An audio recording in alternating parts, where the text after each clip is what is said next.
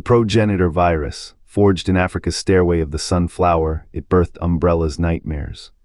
Preservation, not destruction. Beneath their anti-umbrella rhetoric, a shadow network moved progenitor samples to a hidden Arctic lab. Preservation, not destruction. Their shadow network ethics, progenitor masked a darker samples to a truth, not safeguarding the very destruction virus they claimed to destroy. The war against Umbrella was a curtain.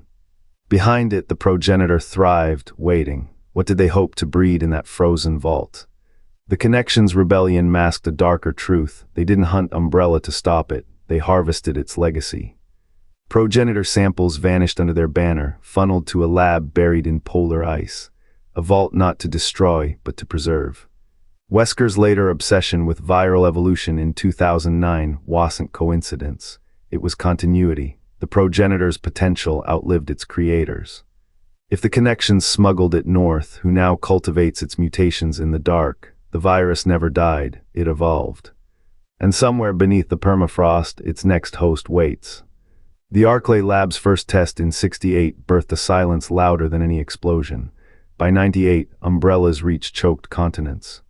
Raccoon City burned its streets a pyre for children, scientists, the uninfected. The Connections rose, clad in idealism, their war cries echoing through abandoned bunkers.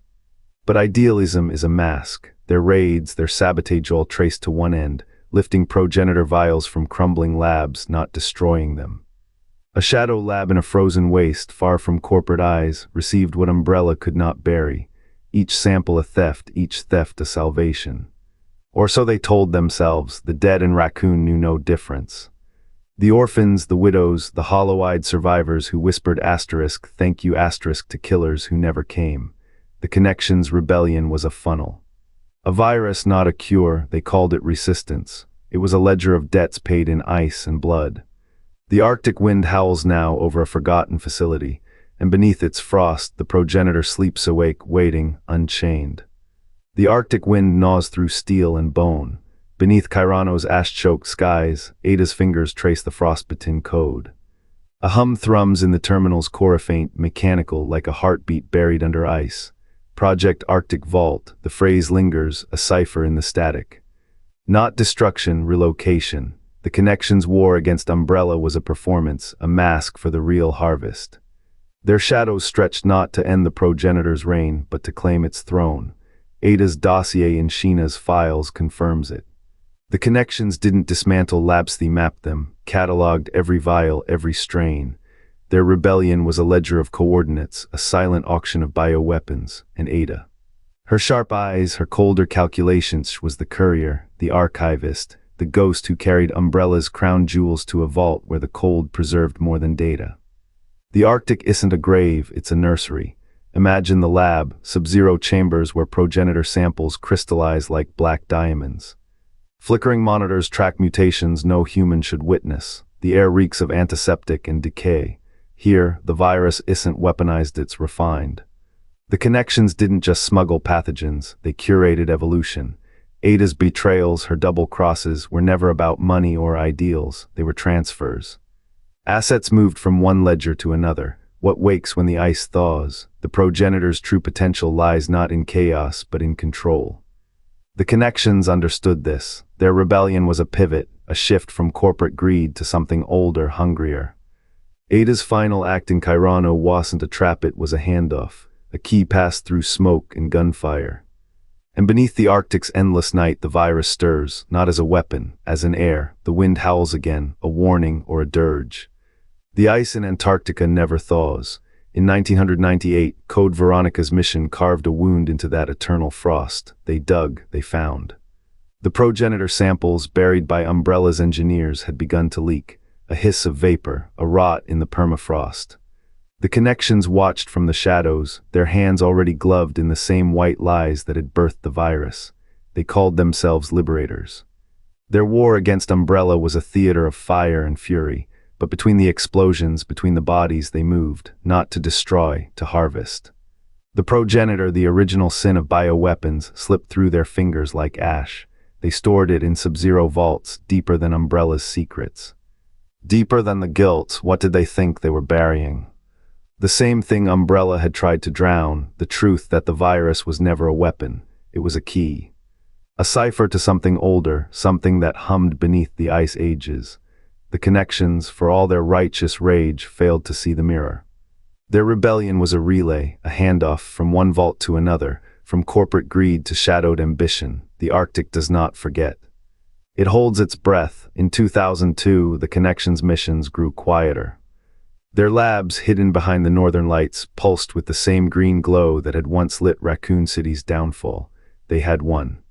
They had the data, but the progenitor does not stay dead. It migrates, it adapts.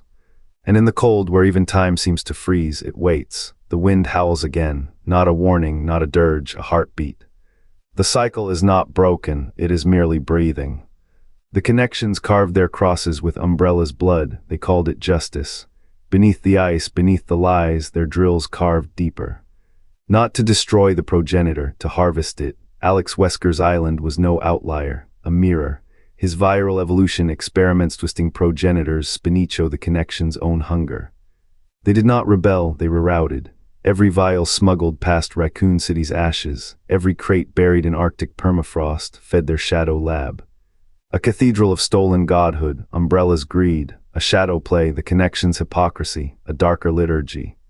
They wore the mask of morality while building their own altar. The virus was never the enemy, the virus was the scripture. Their war was a theft, not of data, but of divinity. Wesker's island, the Arctic vault woe anchors in the same ocean of corruption. What separates the predator from the parasite? Both feed, both justify. The Connections' sanctimonious lies died with the first sample injected into a volunteer's arm.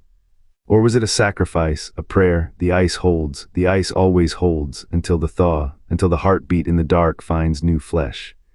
The wind howls again, not a warning, not a dirge, a hymn. The cycle is not broken, it is merely breathing. The 2002 manifestos still exist, faded ink on brittle paper. They scream defiance, yet the archives are silent on incineration. Only transfer logs remain cold, clinical, methodical.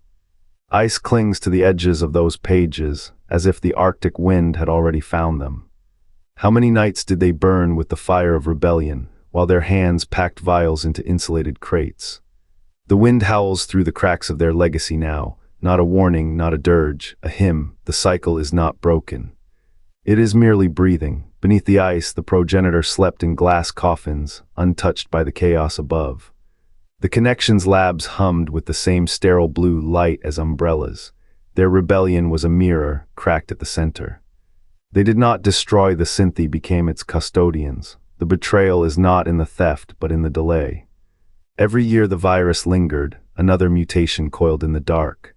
The Arctic lab's walls are lined with the same alloy as Raccoon City's ruins. A parallel horror buried deeper. The wind howls again, not a warning, not a dirge, a hymn. The cycle is not broken, it is merely breathing. The ice above them thins, something stirs. They did not burn the archives, they did not kill the data. The Connections moved progenitor samples in crates labeled biological waste, funneled through defunct research hubs, rerouted to a shadow lab frozen in Arctic silence. Their war was a ledger of lies. Every bomb placed, every Umbrella facility raised, masked a deeper transaction. The progenitor virus is the root of all their sins. Its DNA coiled in every titer they stole, every vial they tucked into ice, to preserve. To propagate, what rebellion could outlast a virus engineered to outlast gods? The Arctic lab hums now, its walls a womb for futures Umbrella never conceived. No flags wave there, no banners mark the grave of morality, only centrifuges spin, stitching new plagues from old. The Connections believed they could sever the chain. They did not see the chain was unbreakable. The virus does not burn, it migrates, it adapts. It waits, the ice above the lab stills, a different something stirs. In 2003, a containment breach leaked G-virus aerosols, liquefying bone in 3 researchers. The lab's lights flicker, casting fractured shadows as the air reeks of iron and antiseptic. Their cure now breathes in the veins of the permafrost. What they called resistance is a cradle for the next pandemic. The hum deepens, a heartbeat not human. The ice does not forgive. In the Arctic's hollow breath, the Connections carved a vault deeper than any Umbrella bunker. They did not burn files or destroy labs they harvested. Syringes of progenitor smuggled through war-torn streets, frozen in tundra silence. Their rebellion was a relay race, one hand passing the vial to the next, always toward the cold. What did they call it? Salvation. A lie polished to a saint's gloss. They spoke of ethics, of burying the past, while their hands built a future of spores. The progenitor's hum thrummed in their veins, not as poison, but as promise. They knew what Umbrella failed to learn. This virus does not corrupt, it evolves. In the dark, it becomes something hungrier. You think the G-virus is chaos, the connections cradled it. Their Arctic lab, a cathedral of frost, bred strains that slipped into Raccoon's rot, into Sheva's wounds, into the hollows of every cure ever sold.